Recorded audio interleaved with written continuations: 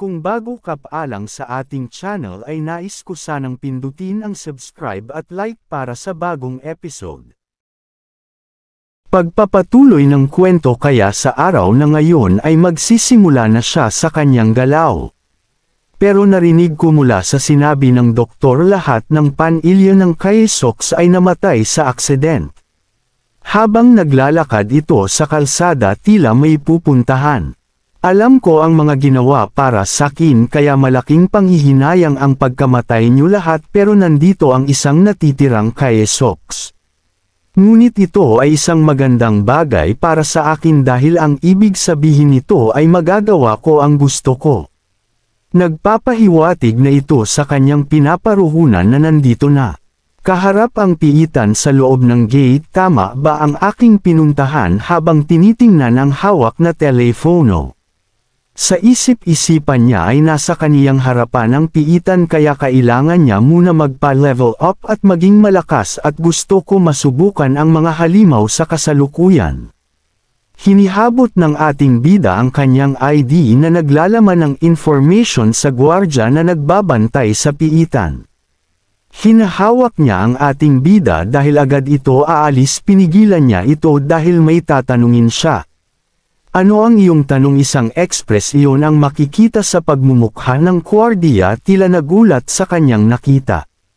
Ito pala ang kaniyang ikinagulat sa ating bida. Ikaw pa lang ay isang level 27. Ito ay isang lugar kung saan ang mga pakikipagsapalaran ay dapat na hindi bababa sa antas 30 upang bumuo ng mga partido at makapasok dito. At nagpaplano kang pumasok ng mag-isa, ayon ay halos na pagpapakamatay na sagot mula sa bida. I'm sure na totoo ito para sa mga normal na kaso. Mabilis ito tinanggal ang pagkakahawak ng nilalang, gayunpaman ang lahat. Ako ay isang mag-aaral ng Tokigo Adventurer Training Academy, basta pumirma ako sa consent form ito ay dapat na maayos, pwede na ba? Sa isip-isipan tiningnan ko ito habang nasa ospital ako, sagot ng nagbabantay. Iyan ay tama pero may biglaang naagaw ang kaniyang pansin sa isang nilalang. Nakatambay ito sa isang puno, sagot ng isa, sapat na ang isang yan. Tumugon ito, sinasabi lang ng kasamahan niya dahil nag-aalala siya sa iyo, sabi ng isa. Ang nilalang na yan ay hindi lamang isang insekto, binalaan niya ang bida, dapat alam mo ang lugar mo. Agad isang tingin ng mata ang kanya lamang binitawan sa mga bastardo. Di ba sa bagay na ito dito siya pipirma para makapasok habang kinukuha ang bagay na ito, kaya nakita naman nito ng nagbabantay. Mabilis ang sukat ng information sa bagay na ito habang ang nagbabantay ay pinigilan siya.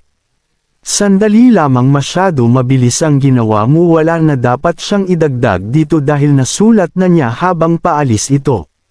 Sa mga sinabi mo yun, ako ay nagpapasalamat sa iyong pag-aalala habang nagpaalam ito hanggang sa ating muling pagkikita. Sinabi ng nagbabantay sa tatlong ito, kailangan niyo sundan ang taong pumasok sa loob ng piitan. Ang pagpapalam sa kanya ay parang pagpapakamatay, hindi naman nagustuhan ang ipinapagawa ng tutoy na ito. Kaya sinabihan niya ito, bakit namin gagawin iyon sa nilalang? Kinakalma siya ng isa, hindi ba ang bagay na iyon ay isang biyaya mula sa atin? Kung sa lahat ng ginawa natin sa loob ng piitan ay walang kahit sino man ang nanunood, kaya naman nagtaka ang dalawa.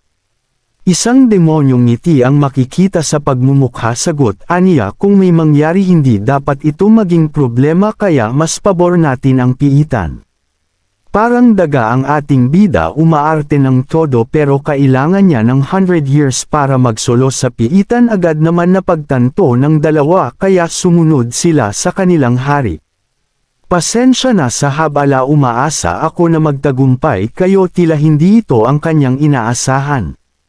Sa loob ng piitan ay nakapasok na ang tatlo ito, may pagnanasa sa kanilang galaw.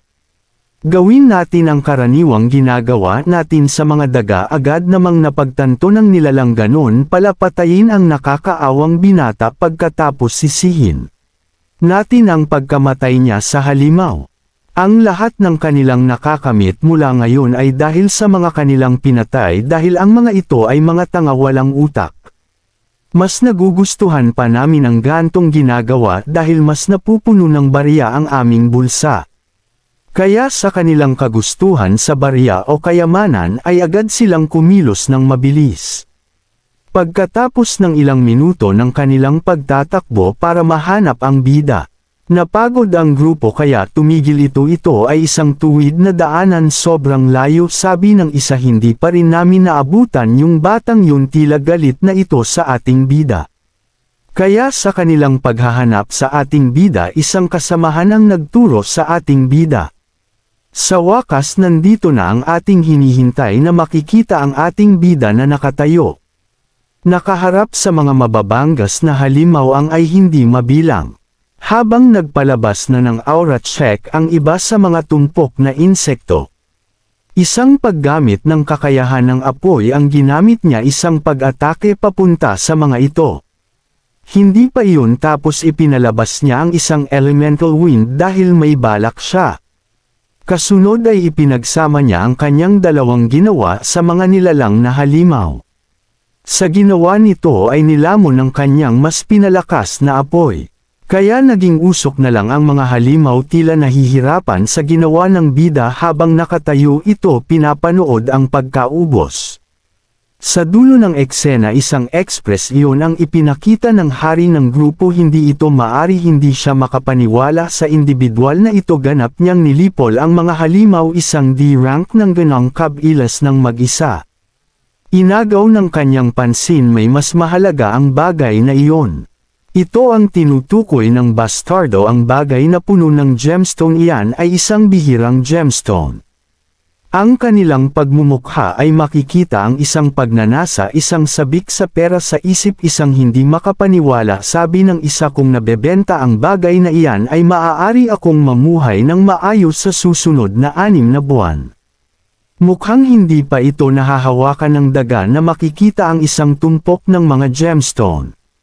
Sa amin ang bihirang gemstone yan pero kapag napatay na namin ang nilalang agad namang alam ng dalawa ang gagawin kaya agad silang tumalon. Kasabay ang pagpwesto ng hop sa kabila. Sa kanan naman ay ang cupal ready na baka yung dalawa dyan. Kaya kung ganon ay simulan nyo ng patayin iyang daga. Gumamit ng water at hangin ang pinagsama ng dalawang mag-cupal papunta sa kinatatayuan ng bida. Napansin naman nito ng ating bida dahil mga walang galang ang mga insekto. Agad naman nitong ipinakita sa mga nilalang ang kanyang lakas isang nag-uumapo na lakas gusto nyo ba makita si San Pedro Ania? Kaya sa dalawang pinagsamang pag-atake sa bida ay nagawa nitong nahilagan. Tila madali lang sakanya ito sabi ng bida kahit anong panahon pa ito. Kasunod na gawa na naman niya ulit ang kanina mga walang alam ang kinakalaban nila. Laging nagpapaloko sa mga tao na sinsubukang kunin ang pag-aari ng bida. Nagulat sila kung bakit madali lang sa ating bida ang mailagan iyon hindi iyon maari baka may mata siya sa likod o anong bagay.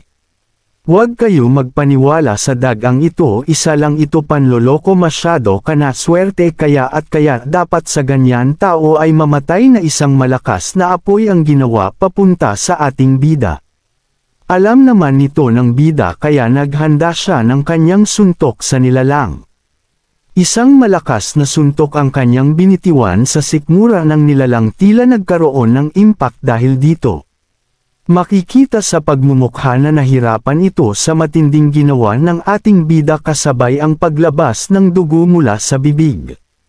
Isang simpleng pag-atake ang ginawa ng bida na agad naman nitong napatumba. Kaya agad naman niyang binaling ang kanyang tensyon sa dalawa. Sa mga bastardong gumawa sa kanyang tulad lang sa mga ginawa nyo. Kaya, dudurugin ko kayo ng walang awa agad namang napagtanto ang sinabi ng bida kaya napawisan na lang sila sa kanilang kinakaharap. Habang naglalakad ito ay nagbibigay ito ng mabibigat na payak at gamitin kabilang tuntungan ng walang pag-aalinlangan, alang-alang sa kanyang paghihigante habang nagpakita na ito ng kanyang matinding killing intent isang nakakamatay na tingin kaya ngayon ay magsisimula na siya.